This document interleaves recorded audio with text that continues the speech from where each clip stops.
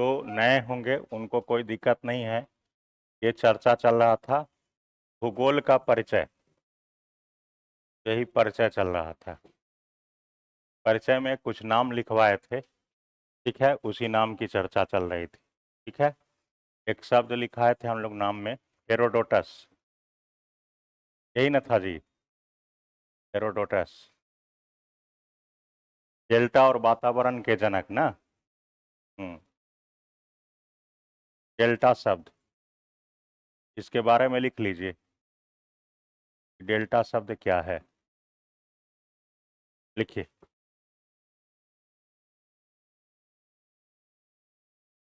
Delta शब्द का तात्पर्य लिखेंगे, डेल्टा शब्द का तात्पर्य, डेल्टा शब्द का तात्पर्य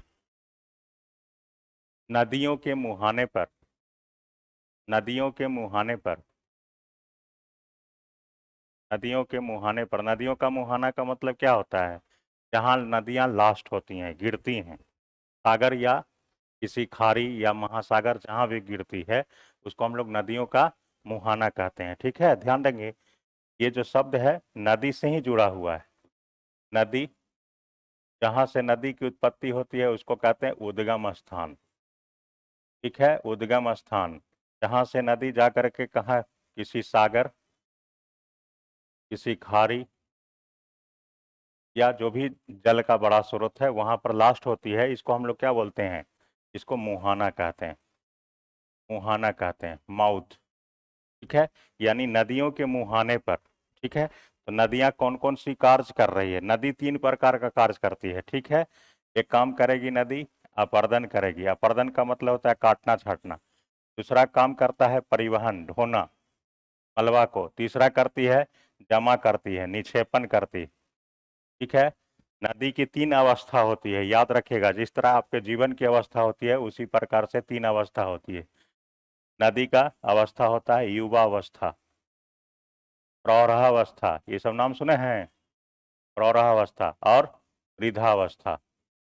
जैसे जैसे नदी जहाँ से निकलती है यौवन अवस्था होती है, नदी जवान होती है, ठीक है, युवा होती है। तो युवा में क्या होता है? बहुत सारी तरंगे होती हैं, बहुत सारी शक्तियाँ होती हैं। ठीक है, तो यह क्या करती है? बदलाव करती है, फिर मैच्योर्ड हो जाती है, मैदानी भाग से नदियाँ गुजरती हैं। फिर वृद्धावस्था होता है, वृद्धावस्था में देखते हैं लोगों के पास शक्ति का अभाव हो जाता है, कोई सहारा देता है तो इनकी जिंदगी चलती है। ठीक है, वही है। यह जो डेल्टा का निर्माण होता है, आप लिखेंगे कि डेल्टा का क्या लिखे? डेल्टा शब्द का तात्पर्य यह है कि हाँ, नदियों के मुहाने पर, लिखे, नदियों के मुहाने पर मलबों के जमाव, नदियों के मुहाने पर मलबों के जमाव, मलबों के जमाव या निक्षेपण, मलबों के जमाव या निक्षेपण, निक्षेपण, निक्षेपण से निर्मित स्थलाकृति, से निर्मित स्थलाकृति, से निर्मित स्थलाकृति, से निर्मित स्थलाकृति। पीछे उनको कहे ना, फैन नहीं चलता है, वो फैन चला दीजिए, उनको दिक्कत हो रहा है। हाँ, ये वाला एसी, एसी नहीं चल रहा है बोला, गर्मी लग रहा है, चला दीजिए, गर्मी है भी, चला दीजिए।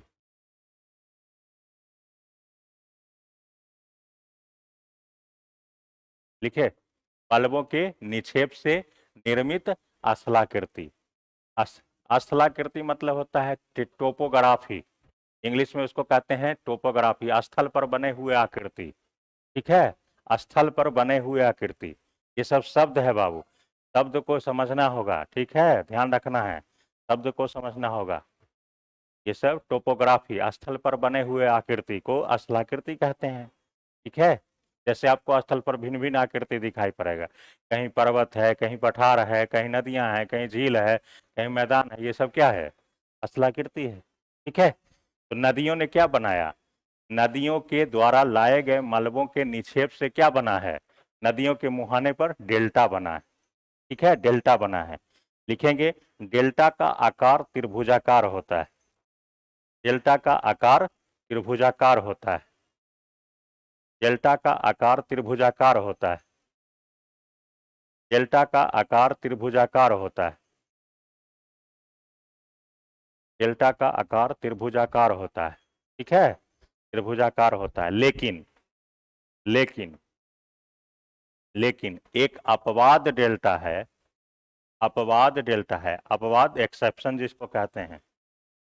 एक अपवाद डेल्टा है, एक अपवाद डेल्टा है जिसका निर्माण, एक अपवाद डेल्टा है जिसका निर्माण, जिसका निर्माण संयुक्त राज्य अमेरिका में बहने वाली नदी, संयुक्त राज्य अमेरिका में बहने वाली नदी, नदी संयुक्त राज्य अमेरिका में बहने वाली नदी, नदी मिसिसिपी मिसौरी, नाम सुने हैं? मिसिसिपी मिसौरी, ये दो नदी एक ही साथ है, उसकी सहायक नदी है मिसिसिपी मिसौरी। मिसौरी नदी, नदी नदी पक्षीवाद डेल्टा बनाती है। वर्ड फूट डेल्टा, पक्षी के पैर के समान डेल्टा बनाती है। इस तरह से पक्षी का पैर आप देखे होंगे, ऐसे रहता है पक्षी का पैर। होता है पक्षी का पैर ऐसा? अब कोई बोलिए नहीं रहा है, पक्षी का पैर नहीं देखे हो? पता है कहाँ रहता है? हैं? पक्षी नहीं देखा है, कबूतर वगैरह नहीं देखा है, और कोई पक्षी नहीं देखा है, तोता नहीं देखा है, पंजा नहीं होता है उसका, तो ऐसी ना होता है। मिसिसिपी मिसौरी, ये अपवाद है, पूछेगा कभी परीक्षा में आपसे पूछेगा, इनमें से कौन सी ऐसी नदी है जो त्रिभुजाकार डेल्टा नहीं बनाती, पक्षी के पैर के समान डेल्टा बनाती है, वह कौन सी नदी है? Mississippi Missouri. यह नदी कहाँ बहती है? तो संयुक्त राज्य अमेरिका में। ठीक है, अपवाद है। ठीक है, इसके अलावे दुनिया के जितने भी डेल्टा हैं लगभग सब त्रिभुजाकार हैं। कैसे डेल्टा हैं? त्रिभुजाकार हैं। ठीक है, डेल्टा बहुत ही उपजाऊ क्षेत्र होता है। ठीक है, लिख लीजिए, डेल्टा जो है, डेल्टा डेल्टा डेल्टा नवीन जल और मिट्टी का क्षेत्र होता है। डेल्टा नवीन जल और मिट्टी का क्षेत्र होता है, जिसे खादर क्षेत्र कहते हैं। डेल्टा नवीन जल और मिट्टी का क्षेत्र होता है, जिसे खादर कहते हैं, जिसे खादर कहते हैं, जिसे खादर कहते हैं, जिसे खादर कहते हैं, जिसे खादर कहते हैं। ठीक है, जैसे सुंदरवन का डेल्टा, जैसे सुंदरवन का डेल्टा, नाम सुने हैं? जैसे सुंदरवन का डेल्टा, जैसे सुंदरवन का डेल्टा कहाँ है? जैसे सुंदरवन का डेल्टा वेस्ट बंगाल, ब्रैकेट में लिख लीजिएगा, पश्चिम बंगाल में है, भारत में पश्चिम बंगाल। ठीक है, इस डेल्टा का निर्माण किस नदी ने किया है? ब्रैकेट में लिखिए, गंगा एवं ब्रह्मपुत्र नदी के, गंगा एवं ब्रह्मपुत्र नदी द्वारा। ठीक है, गंगा एवं ब्रह्मपुत्र नदी के द्वारा, गंगा एवं ब्रह्मपुत्र नदी के द्वारा, के द्वारा। ठीक है, जबकि लिखेगा कि जबकि, जबकि हेरोडोटस ने जिस डेल्टा का, जबकि हेरोडोटस ने जिस डेल्टा की चर्चा की है, डेल्टा का पूरा आपको कॉन्सेप्ट समझा दिए। ठीक है, जबकि हेरोडोटस ने जिस डेल्टा की चर्चा की है, चर्चा की है, चर्चा की है, वह अफ्रीका में, वह अफ्रीका में, अफ्रीका महाद्वीप में बहने वाली संसार की सबसे लंबी नदी, अफ्रीका महाद्वीप में बहने वाली संसार की सबसे लंबी नदी, संसार की सबसे लंबी नदी क्या नाम है? नील। संसार की सबसे लंबी नदी नील, नील नदी के मुहाने पर, नील नदी के मुहाने पर, मुहाने पर स्थित लंबी नदी नील, नील नदी के मुहाने पर स्थित, स्थित स्थित स्थित सिकंदरिया या इसी को कहते हैं अलेक्जेंड्रिया। सिकंदरिया या अलेक्जेंड्रिया डेल्टा की चर्चा की है। नील नदी के मुहाने पर सिकंदरिया या अलेक्जेंड्रिया डेल्टा की चर्चा की है। ठीक है, चर्चा की है। अलेक्जेंड्रिया, सिकंदर का नाम अलेक्जेंडर भी था, इतिहास पढ़िएगा। इतिहास में सिकंदर को अलेक्जेंडर भी कहा जाता था। ठीक है, सिकंदर को यहीं दफनाया गया है, इसलिए इस डेल्टा का नाम है सिकंदरिया या अलेक्जेंड्रिया। ठीक है, सिकंदर के बारे में आप नाम सुना है ना, यूनान का रहने वाला था, मकदूनिया का, जिसने भारत पर आक्रमण किया था, पता होगा आपको, इतिहास में पढ़िएगा। 326 बीसी में सिकंदर ने भारत पर आक्रमण किया था। ठीक है, ध्यान रखेंगे। इसके बारे में कहा जाता है कि यह एक ऐसा शासक था कि जब यह निकला अपने घर से, लेकिन इसकी मृत्यु दूसरे देश में हुई और अंतिम में भी इसको मातृभूमि नसीब नहीं हुआ। अपने मरने के बाद भी इसको मातृभूमि नसीब नहीं हुआ। भारत आया था और भारत से जब लौट रहा था तो रास्ते में इराक में बेबीलोन में इसकी मृत्यु हो जाती है, इराक में, और इसको दफना दिया जाता है नील नदी के मुहाने में। और नील नदी का मुहाना है मिस्र, नाम सुने होंगे, मिस्र देश। मिस्र के ऊपर में जस्ट आप देखेंगे एटलस में तो मिस्र के ऊपर आपको दिखाई पड़ेगा मिस्र देश है। इसी देश के ऊपर जो है भूमध्य सागर है। कौन सा सागर है? भूमध्य सागर है। जहां पर नील नदी गिरती है भूमध्य सागर में, इसी भूमध्य सागर के पास ही सिकंदरिया वह डेल्टा है। इस डेल्टा के पास ही इसको दफनाया गया, एक शहर बन गया है। यहाँ पर क्या है, ये शहर है, यहीं पर इसको दफनाया गया और इसीलिए इसका नाम क्या रख दिया गया, सिकंदरिया या अलेक्जेंड्रिया। ठीक है, इसी डेल्टा के बारे में चर्चा करता है कौन, हेरोडोटस। कहता है कि यह डेल्टा जो होता है जिसका निर्माण नदियां करती है, ठीक है, यह डेल्टा बड़ा ही उपजाऊ क्षेत्र होता है, नवीन जल और मिट्टी का क्षेत्र होता है, खादर मिट्टी का क्षेत्र होता है। ठीक है, ध्यान रखेंगे, खादर मिट्टी का क्षेत्र होता है डेल्टा। नदियों की किस अवस्था का सूचक है डेल्टा? नदियों की वृद्धावस्था का सूचक है। लिख लीजिए, वहां लिख लीजिए, नदियों की वृद्धावस्था का परिणाम है डेल्टा। ठीक है, नदियों की वृद्धावस्था का परिणाम है डेल्टा। डेल्टा, अब इसको थोड़ा देख लीजिए, हम भारत की तरफ आपको डेल्टा समझा दे रहे हैं। भारत का फिगर देखिए, अगर आप ये प्रायद्वीपीय भारत को देखिएगा,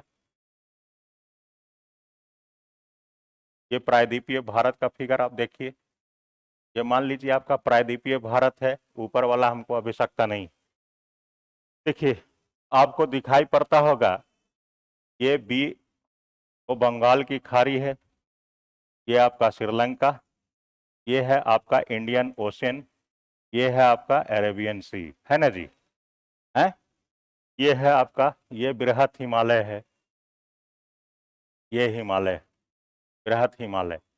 इस हिमालय से जो निकलने वाली नदी है, जैसे मान लीजिए गंगा फ्लो कर रही है, देखिए इधर बंगाल की खाड़ी में। ठीक है, जैसे आप जानते होंगे ब्रह्मपुत्र नदी ऐसे आकर के ऐसे फ्लो कर जाती है। ठीक है, ब्रह्मपुत्र नदी इस तरह से फ्लो करती है। इसके अलावे आप सुनते होंगे ये पश्चिमी घाट पर्वत है। ठीक है, ये विंध्याचल की पर्वतें हैं, ये सतपुरा की पहाड़ी है, ये जनता की पहाड़ी है, पश्चिमी घाट।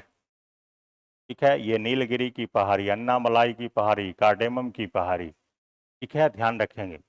ये जो है आप देखेंगे कि इस भाग में जो नदियां हैं, जैसे आप नाम सुनते हैं गोदावरी नदी, गोदावरी ऐसे फ्लो होगी। जैसे महानदी, आप देखेंगे महानदी ऐसे फ्लो होगी। ठीक है, कृष्णा ऐसे फ्लो होगी। कावेरी फिर यहाँ से यहाँ ये भाग है, ये कट हो जाता है, यहाँ भी होती है, ये कावेरी। ये सारा का सारा ये भाग जो है भारत का इस तरह से उठा हुआ है, पश्चिमी घाट, ये पूरा का पूरा ये भाग जो है उठा हुआ है, ये डाउन फ्लो है, लंबी दूरी की नदियां।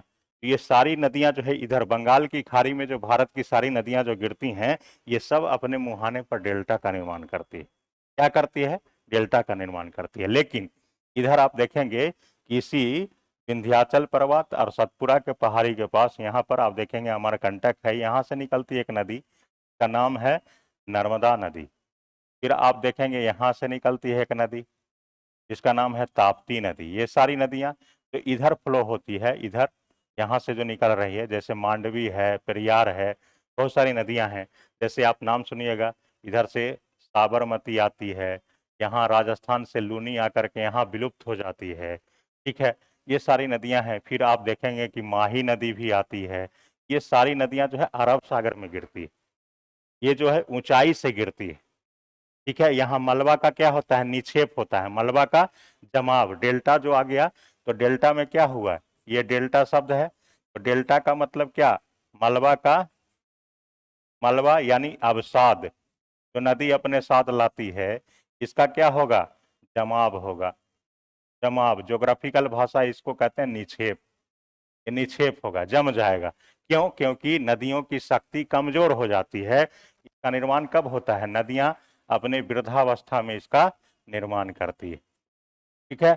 इसलिए मलबा का निक्षेप हो जाता है, और निक्षेप होगा तो इसकी आकृति लगभग किस तरह की होती है, त्रिभुजाकार हो जाती है, त्रिभुजाकार हो जाती है, ठीक है। और जहां नदी को ढाल मिला उधर अलग दिशा में बह गया, ठीक है, सागर में गिर गया। तो ये डेल्टा हो गया, ये बंगाल की खाड़ी में गिरने वाली नदी। लेकिन अरब सागर में जो नदी गिरती है, यह डेल्टा नहीं बनाती है, क्योंकि इसका जो फ्लो होता है ऊंचाई से होता है। तो यह नदी बनाती है एस्च्यूरी। क्या बनाती है, एस्च्यूरी बनाती है। इसको हिंदी में हम लोग कहते हैं ज्वार नदमुख, ज्वार नदमुख। ये क्या होता है, इसका मतलब ये हो गया कि इसके मुहाने पर यहाँ मलबा, मलबा का निक्षेप, निक्षेप नहीं होता है, नहीं होता है। जैसे मान लीजिए कोई नदी अगर ऊंचाई से फ्लो होगी तो इस तरह से गिरेगी, धार क्या होगा, इसका धार फ्लो क्या होगा, तीव्र होगा ना, तेज हो जाएगा।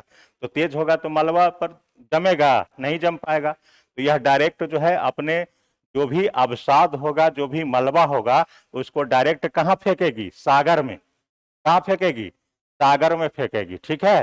तो ऐसे ही बनी हुई असलाकृति को हम क्या बोलते हैं, एस्च्यूरी या ज्वारनद मुख बोलते हैं, ठीक है। यहाँ मलबा का निक्षेप नहीं होता, यहाँ मलबा का निक्षेप होता है, ठीक है, ध्यान रखेंगे, है।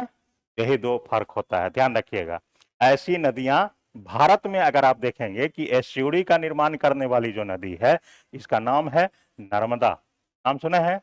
ऐसी नदी है ताप्ती, ठीक है, ध्यान रखेंगे। ये सारी नदियां, पेरियार केरल में बहती है, ये सारी नदियां हैं, जितना भी अरब सागर में गिरेगी, चाहे वो माही, चाहे वो मांडवी गोवा में बहती है, चाहे जुआरी, ये सारी नदियां जो है क्या है, ये सब की सब क्या बनाती हैं, एस्च्यूरी बनाती हैं, ठीक है। लेकिन इधर सबसे मुख्य में हो गया आपका गंगा है, ब्रह्मपुत्र है, ठीक है, महानदी है, नाम सुने हैं सबका, कृष्णा है, कावेरी है, गोदावरी है। ये सारी नदियां क्या बनाती हैं, ये सभी के सभी डेल्टा बनाती हैं।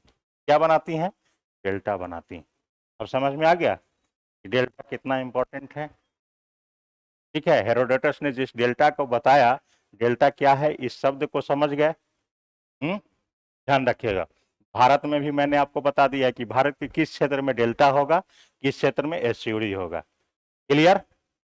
चलिए आगे नाम लिखिए, अगला नाम लिखिएगा, इसको लिखना है आप लोग को, नहीं ना, समझ गए। चलिए आगे अगला नाम लिखिए, एक व्यक्ति का और नाम लिखना है। लिखे तो अलेक्जेंडर वान हेम्बोल्ट, अलेक्जेंडर वान हेम्बोल्ट, अलेक्जेंडर वान हेम्बोल्ट। ये रहने वाले कहाँ के हैं, ये रहने वाले हैं जर्मनी के, जर्मनी के। जर्मनी की राजधानी कहाँ है, कोई बताएंगे, कहाँ है, बर्लिन। कौन महाद्वीप में है जी, जर्मनी, यूरोप, यूरोप का देश है, ठीक है। देखिए अलेक्जेंडर वान हेम्बोल्ट को क्या लिखना है, लिखेंगे कि इन्होंने,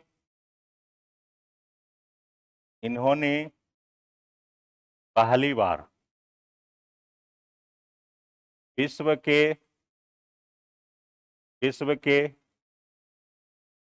मानचित्र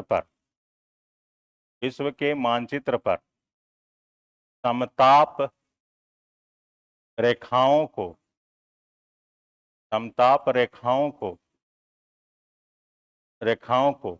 प्रदर्शित किया तथा पनामा नहर, हम सुने हैं, तथा पनामा नहर ये कब बना था? सन 1914 ईस्वी। पनामा नहर निर्माण की योजना तैयार की।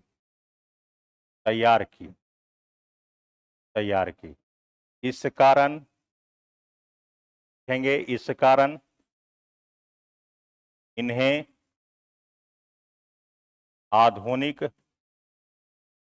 कारण इन्हें आधुनिक भूगोल का पिता या जनक कहते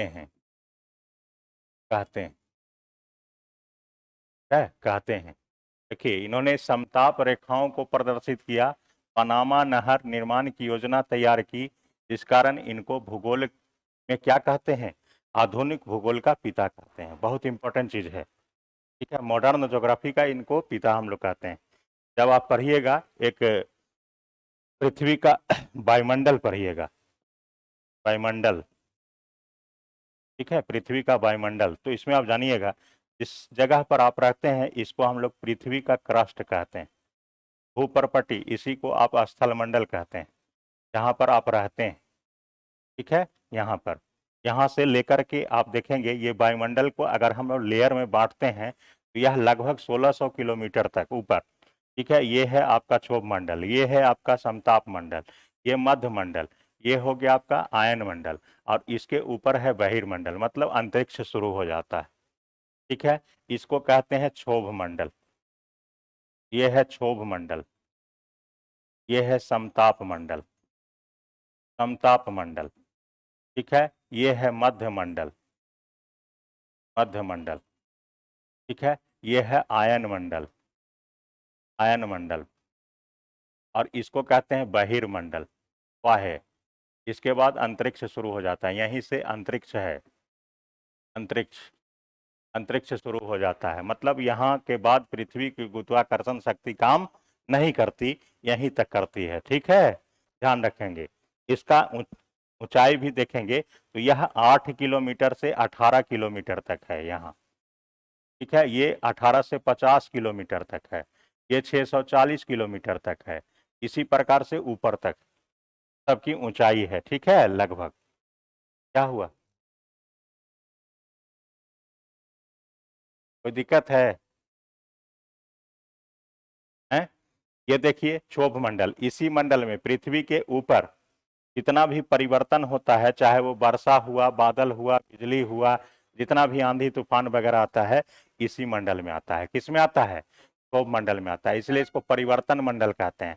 तापमान में बदलाव भी होता है इसी मंडल में, ठीक है। लेकिन जैसे ही हम ऊपर जा रहे हैं 18 से 50 किलोमीटर की ऊंचाई पर, इस मंडल को समताप मंडल कहते हैं। इस मंडल में तापमान में कोई बदलाव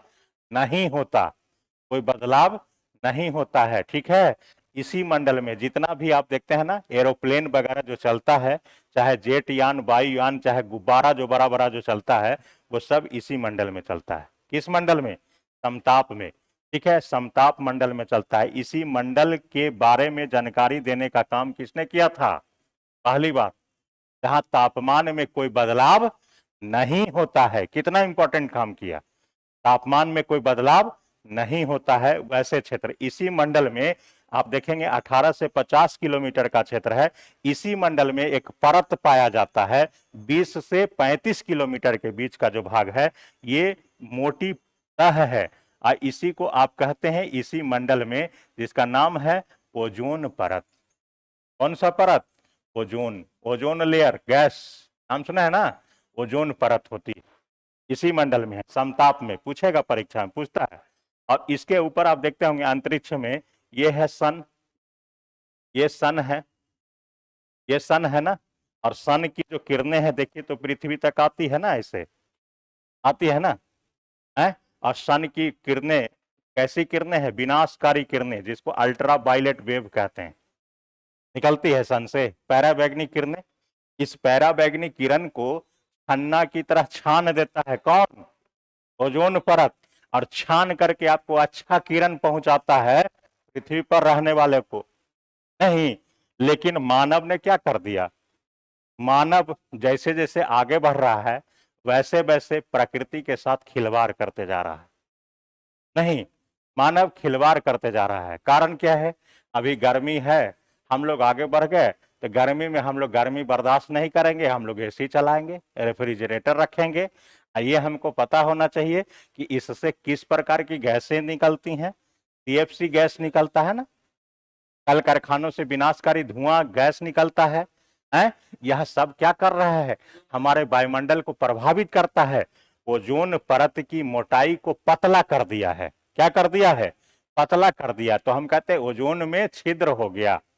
ठीक है, ओजोन परत में क्या हो गया है? छिद्र हो गया। इसकी मोटाई क्या हो गई है? इन गैसों की मात्रा में यानी प्रदूषण की मात्रा से में वृद्धि होने के कारण ओजोन परत की मोटाई क्या हो गई? पतली हो गई है, पतली हो गई।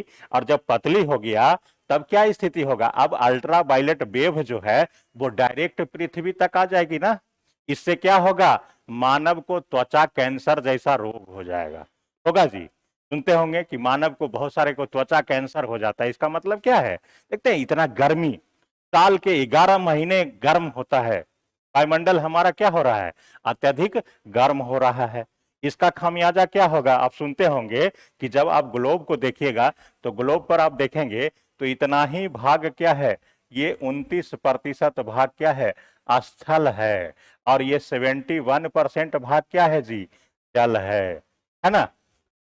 अब जब वायुमंडल हमारा गर्म होगा, ठीक है, जो चारों तरफ हमारा जो ग्लेशियर है, जो बर्फ है, अंटार्कटिका महाद्वीप का नाम सुना है ना, वहां लगभग 98% भाग क्या है? अंटार्कटिका का बर्फ है। श्वेत महाद्वीप कहते हैं।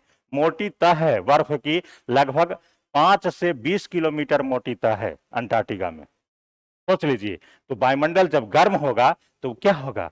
वह बर्फ के टुकड़े टुकड़े हो जाएंगे, और वह बर्फ के टुकड़े टुकड़े किस में बदल जाएंगे? पानी में बदल जाएगा। ठीक है, पिघल पिघल के पानी हो जाएगा। तो किसका वृद्धि होगा? ये जो 71% देख रहे हैं ना, इसमें वृद्धि होते चला जाएगा। इसमें क्या होगा? वृद्धि होगा। और ये क्या होगा? माइनस होते चला जाएगा। बात समझ रहे हैं? दुनिया के जितने भी टॉप सिटी हैं, चाहे आपका मुंबई है, चाहे न्यूयॉर्क है अमेरिका का, जितना जो सागर महासागर के किनारे है, वो क्या होगा? जब महासागर के जल स्तर में वृद्धि होगा तो टॉप सिटी क्या होगा? सब जल समाधि ले लेगा ना? नहीं लेगा, सब डूब जाएगा ना, डूबेगा ना। अभी मालदीव पर संकट है। पूरे वैज्ञानिकों ने क्या घोषणा कर दिया है कि मालदीव अगले 5 या 10 वर्षों के बाद विश्व के मानचित्र से गायब हो जाएगा।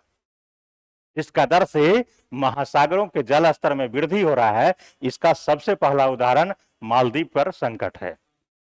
ठीक है, यह घोषणा हो चुका है। जिसका सबसे बड़ा उदाहरण है ग्लोबल वार्मिंग, ओजोन परत की मोटाई में कमी, ग्रीन हाउस गैसों की मात्रा में वृद्धि। ठीक है, आज आप देखते होंगे इसका खामियाजा क्या हो रहा है। क्यों वायुमंडल गर्म है? अभी आप देखते हैं ना कि गर्मी का मौसम है, जाड़े की ऋतु की सब्जी आपको मिल जा रही है, जाड़े की ऋतु के फल आप खाते हैं। ये कहां से उत्पन्न होता है? रासायनिक अभिक्रिया के माध्यम से आप लाते हैं ना, प्रकृति के साथ छेड़छाड़ कर रहे हैं ना आप। इसका खामियाजा क्या होगा? विभिन्न तरह की विनाशकारी गैसें उत्पन्न होंगी, विभिन्न तरह के प्रदूषण उत्पन्न होगी। इसका खामियाजा किसको मिलेगा? जब आपका इकोसिस्टम, आपका पर्यावरण अगर प्रभावित होगा तो इसका खामियाजा सिर्फ पेड़ पौधों को नहीं मिलेगा, छोटे पशु पक्षियों को नहीं मिलेगा, मानव को भी मिलेगा। ठीक है, मानव को ही मिलेगा। और प्रकृति कहती है, मानव को हमेशा संकेत देती है प्रकृति कि तुम अभी भी समय है, सुधर जा। नहीं तो अगर हम बैलेंस करेंगे तो हम बैलेंस करते हैं चक्रवृद्धि ब्याज के दर से। तुमको 20 या 25 वर्षों तक हमारी याद आते रहेगी। ऐसी त्रासदी है केदारनाथ। 2013 में केदारनाथ की त्रासदी हुई थी, आप मालूम है आप लोग? अभी जस्ट आप सुने होंगे तुर्की और सीरिया में भीषण भूकंप आया था, जिसमें बहुत सारे लोग मारे गए। ठीक है, ये सब क्या है? प्रकृति के द्वारा मानव को बताए गए संकेत है। लेकिन मानव कहाँ सोचने वाला है? मानव तो दिन प्रतिदिन आगे बढ़ रहा है ना, प्रकृति के साथ छेड़छाड़ करते हुए नजर आ रहा है। देख रहे हैं बृहद पैमाने पर बढ़ती हुई जनसंख्या। आज भारत का उदाहरण लीजिए, भारत दुनिया का सबसे बड़ा देश बन गया है।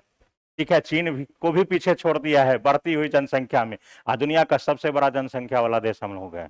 और जैसे ही जनसंख्या बढ़ेगी तो आप सुनते होंगे ना कि आवश्यकताएं तो अनंत हैं, साधन सीमित है। जनसंख्या बढ़ेगी, आवश्यकता क्या है? अनंत है, साधन क्या है? सीमित है। हम क्या करेंगे? पृथ्वी थोड़े रबर है कि खींचते रहेंगे पृथ्वी को? ऐसा थोड़े है क्या? रहने के लिए हमको जगह नहीं होगा। हम क्या करेंगे? वृक्षों को काटना शुरू कर देंगे, जंगल समाप्त कर देंगे। इसका खामियाजा क्या होगा? Global warming. इसका खामियाजा क्या होगा? जीवनदायी गैसों की मात्रा में कमी, ऑक्सीजन में कमी। क्या होगा? तरह तरह की बीमारियों से हम ग्रसित हो जाएंगे। नहीं होंगे? धीरे धीरे हमारा अस्तित्व, हमारा मूल क्या होगा? समाप्ति के कगार पर जाएगा। ठीक है, प्रकृति ने जो रिसोर्स आपको दिया है, जो संसाधन दिया है, उन संसाधनों का सही रूप से संचालन, सही रूप से उसको निभाना, उसकी देखरेख करना भी मानव का सही कदम होता है। नहीं होता है। ठीक है, इसीलिए आप सुनते होंगे कि आपके सिलेबस में रखा है बीपीएससी भूगोल और पर्यावरण, रखा है सिलेबस में। देखे हैं, भूगोल और पर्यावरण, यानी इसके प्रति आप कितने जागरूक हैं। क्लियर हो गया? इसी समताप रेखाओं को बताने वाला व्यक्ति कौन है? अलेक्जेंडर वान हम्बोल्ट। और इसने क्या बताया था? पनामा नहर की योजना बताई। पनामा नहर, ये पनामा नहर कहां बनाया गया है? तो आप देखिएगा अपने एटलस में फिगर में देखिएगा। ऐसे हम छोटा सा एक उदाहरण बता देते हैं। ये है 0 डिग्री। ठीक है, कौन सा? 0 डिग्री। देखिए ये है 0 डिग्री। एक फिगर बना रहे हैं, आप सुने होंगे। ये है दक्षिण अमेरिका। इस तरह से दक्षिण अमेरिका का फिगर है। और ये देखिए आपका उत्तर अमेरिका है।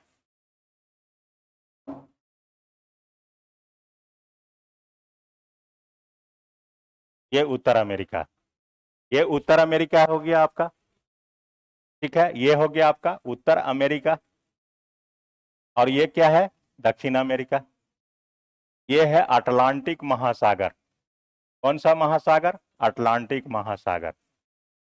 ठीक है, इधर है प्रशांत महासागर। नाम सुने इस सबका? प्रशांत महासागर। ठीक है, ध्यान देंगे। ये है 0 डिग्री, तो ये भाग हो गया नॉर्थ और ये भाग हो गया साउथ। ठीक है, ये उत्तर अमेरिका और दक्षिण अमेरिका। इसके ठीक ऊपर वाला जो भाग है ये पूरा का पूरा क्या है? आर्कटिक महासागर, उत्तरी ध्रुव है, ग्लेशियर है, बर्फ है। और नीचे क्या हो गया? ये भी, इसके नीचे वाला भाग क्या है? अंटार्कटिका नीचे हो गया, बर्फ है पूरा का पूरा। अब हमको ये समझाइए कि जब इस भाग से, ये भाग है संयुक्त राज्य अमेरिका का कैलिफोर्निया प्रांत है। हम सुने कैलिफोर्निया का? दुनिया का आईटी सेक्टर का घर है। ठीक है, इंफॉर्मेशन टेक्नोलॉजी का सबसे बड़ा घर है कैलिफोर्निया। वहीं पर है सैन फ्रांसिस्को। ठीक है, सैन फ्रांसिस्को आईटी घर उसी को कहते हैं। सैन फ्रांसिस्को, इतिहास में पढ़िएगा, इसी सैन फ्रांसिस्को शहर में 1913 में लाला हरदयाल और सोहन सिंह भाखना ने गदर पार्टी की स्थापना की थी। इतिहास में पढ़ेंगे आप। ठीक है, यहीं पर आप देखेंगे कैलिफोर्निया क्षेत्र में आपको मिलेगा हॉलीवुड सिनेमा केंद्र। ठीक है, ये सब नाम है। बहुत दुनिया के जितने भी, इधर आपको न्यूयॉर्क मिलेगा, वाशिंगटन मिलेगा, इधर आप चले जाए तो इक्वाडोर है, इधर ब्राजील है, इधर चिली है, अर्जेंटीना है। ये सारा जो है विकसित क्षेत्र है ना, क्या है? और ऊपर में ये भाग क्या है? यहां से यहां तक ये कनाडा है, ये संयुक्त राज्य अमेरिका है। कनाडा के भी बहुत सारे भाग विकसित हैं। ठीक है, अब दुनिया से सामान ले जाना है यहां से। ठीक है, कोई जलयान अगर यहां से निकलता है सामान लेकर के, इसको जाना है इधर यूरोप है, ये अफ्रीका है, यूरोप वाला भी देश बहुत विकसित है। अगर सामान को यहां पहुंचाना है तो जाने का रास्ता क्या होगा?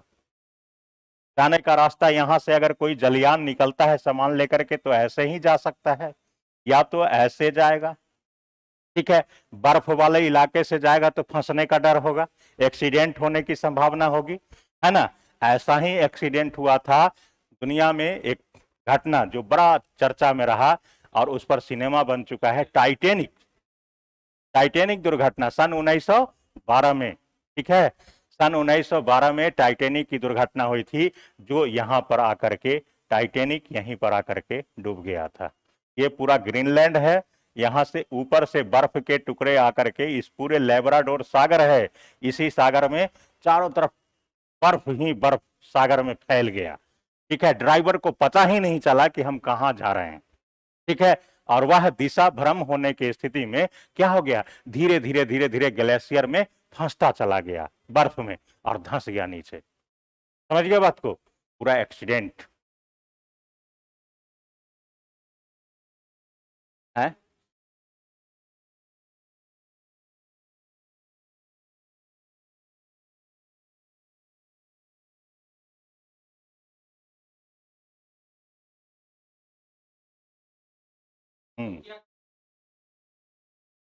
बता रहे हैं, सीपीसी जो बनाने का तरीका है ना, पहले इसको समझ लीजिए, उसको भी क्लियर कर देंगे, उसका कुछ अलग कारण है। ठीक है, ये जो चीज है, ये चीज है, तो आपको ये दिखा पड़ रहा होगा, ये दो देखिए यहाँ, ये दोनों स्थल खंड है, उत्तर अमेरिका और दक्षिण अमेरिका है ना, ये दोनों देखिए स्थल से जुड़ा हुआ है। तो इन्होंने बताया कि एक रास्ता है, यहाँ जो यहाँ पर है पनामा देश, बोला कि पनामा देश के पास से तुम नहर बना सकते हो। ठीक है, अगर यहां से नहर बना दिया जाए तो अब जलयानों को ऐसे नहीं जा करके, ऐसे नहीं, अब यहां से कोई जलयान डायरेक्ट नहर से पार किया इधर घुस गया। समझ रहे बात को, ये बताने वाला कौन व्यक्ति है, अलेक्जेंडर वान हेम्बोल्ट। पूरी दुनिया का भ्रमण किए थे, एक एक चीज का इनको अनुभव है, हर एक जगह पर आप हर काम नहीं कर सकते। देखते हैं खुदाई होता है तो कहीं पर जो है भूकंप होने की संभावना हो जाती है, कहीं पर सुनते होंगे कि पानी निकल गया, कहीं पर कुछ हो गया, हर एक जगह आप पृथ्वी को नहीं आप ड्रिल कर सकते हैं, बहुत मुश्किल स्थिति है, लेकिन जो अध्ययन किया है वो बता सकता है। इन्होंने ये बताया और सफलता मिली भी। ठीक है, ध्यान रखेगा, तो यही है, यहां पर है ये पनामा। ठीक है, इसी पनामा नहर की योजना तैयार किया था अलेक्जेंडर वान हेमोल्ट। ऐसा ही थोड़े किसी को आप आधुनिक भूगोल का पिता कह दीजिएगा, कुछ तो अच्छा काम किया होगा ना, है जी, ये काम है, इसलिए इनको कहा गया। क्लियर हो गया, आप देखिए, आपका उसका क्वेश्चन का आंसर भी दे दें हम। ठीक है, देखिए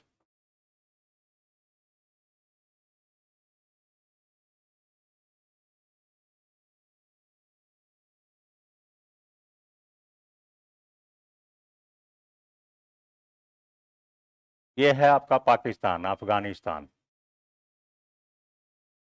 अफगानिस्तान, चीन, तिब्बत, नेपाल, भूटान। ठीक है, ये हो गया आपका म्यांमार, म्यांमार, यह है अरकान योमा पर्वत। ठीक है, ये है आपका श्रीलंका, यह है 0 डिग्री, यही है आपका मालदीव। ठीक है, ये है आपका पाकिस्तान, ये पूरा का पूरा पाकिस्तान है। पाकिस्तान का यहाँ पर है, ये इस पोर्ट का नाम है ग्वादर, ग्वादर बंदरगाह है जी।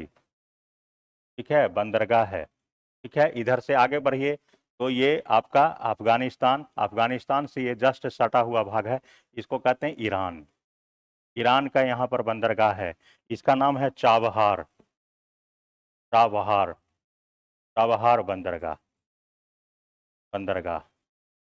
ठीक है, अब देखिए चीन का क्या रणनीति है, भारत को चारों तरफ से घेरने की रणनीति है। क्या रणनीति है, क्योंकि यह जानता है कि अगर कोई हमारा कंपटीटर है तो कोई और नहीं बल्कि भारत है। समझ रहे हैं बात को, चीन, चीन को कहा जाता है एशिया का अजगर, ड्रैगन है ये, साम्राज्यवाद का भी सबसे बड़ा ये उदाहरण है। यह क्या करता है, यह किसी को पैसा दे करके गुलाम बना देता है, इसका सर्वोत्तम उदाहरण पाकिस्तान और श्रीलंका है। आप देखे हैं ना कि पाकिस्तान में इसने 200 रुपये किलो आटा बेचवा दिया है। समझ रहे हैं बात को, कहता है कि आप गरीब हैं, आप कहाँ गरीब हैं, लीजिए ना हमसे पैसा, इतना पैसा दे देगा आपको, कल कहेगा कि जमीनवा लिख दीजिए। समझ रहे हैं, कौन करता है, चीन, चीन का काम है। यह क्या करता है, देखिए ये भाग था, अभी तो आपका भाग कट गया ना, पहले हम लोग देखते हैं ये भाग हो गया, देखिए यहां से यहां तक ये भाग है, अब आपका हो गया ये लद्दाख, लद्दाख यूनियन टेरेटरी है ये।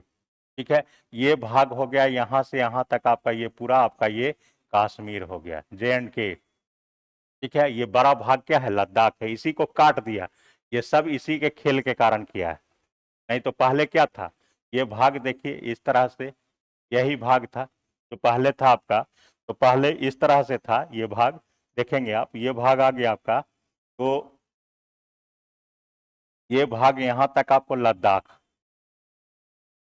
लद्दाख का भाग यहाँ तक, और लगभग ये सारा भाग पूरा जो था क्या था, J&K था, J&K का भाग था। J&K को भी इसने क्या किया, खंडित कर दिया इस भाग को, देखिए यहां से यहां तक ये POK बना दिया था, ये POK था।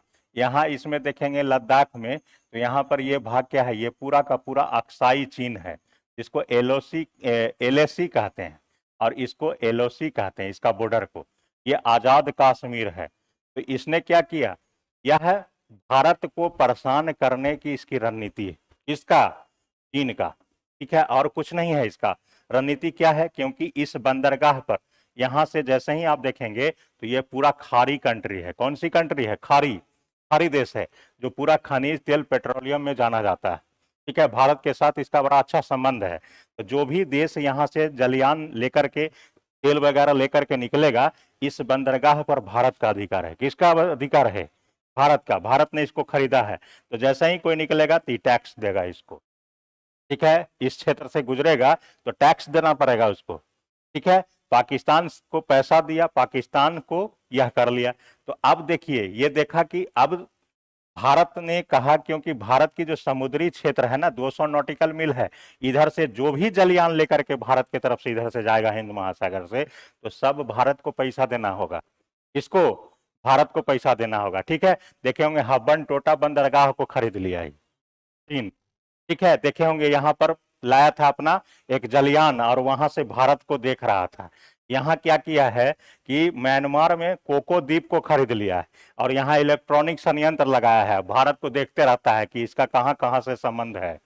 ठीक है, चारों तरफ से घेरता है, तो इधर से जो भी गुजरेगा, सोचा है कि अब तो इधर से हम गुजरेंगे, क्योंकि भारत का संबंध इधर देखिए इंडोनेशिया से भी बहुत अच्छा है।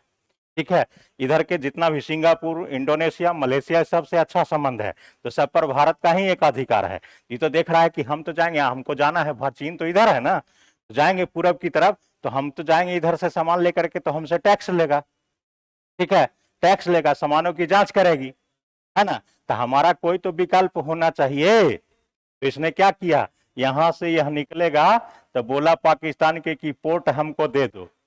ठीक है, अब बोला कि ठीक है, पोर्ट मिल गया इसको, अब इस पोर्ट से ही डायरेक्ट ऐसे रास्ता बना रहा है, देखिए आपके भारत से घुस गया। ठीक है, इसी को कहते हैं CPEC। ठीक है, चाइना पाकिस्तान इकोनॉमिक कॉरिडोर। ठीक है, यही रास्ता बना रहा है, इसी रास्ते से यह गुजरेगा, यह बीजिंग तक इस रास्ते को ले जाएगा, कि डायरेक्ट बीजिंग से यहां हम सामान लाएंगे, इधर से अब घूम के हमको ना आना पड़े। इधर से आएंगे तो भारत को पैसा देना पड़ेगा। ठीक है, सामानों की जांचों करवाना होगा। ठीक है, शक होता है तो देखते ना पुलिस को कैसे हो गया, अगर शक हो गया तो पूरा सामान चेक करेगा क्या क्या ले जा रहा है। ठीक है, आवश्यकता से अधिक तो नहीं है। ठीक है, सबका चेक होता है, सीमा शुल्क होता है। ठीक है, इसी के परिप्रेक्ष्य में किया गया है। तो भारत ने भी तो खेल रचा क्या, अब देख रहे होंगे कि जो आप सुनते होंगे कि पहले राज था जम्मू एंड कश्मीर। ठीक है, एक राजनीतिक राज था ना आपका, इसको भारत ने क्या किया, तोड़ दिया ना, यूनियन टेरेटरी बना दिया लद्दाख, और इधर यूनियन टेरेटरी बना दिया जम्मू एंड कश्मीर।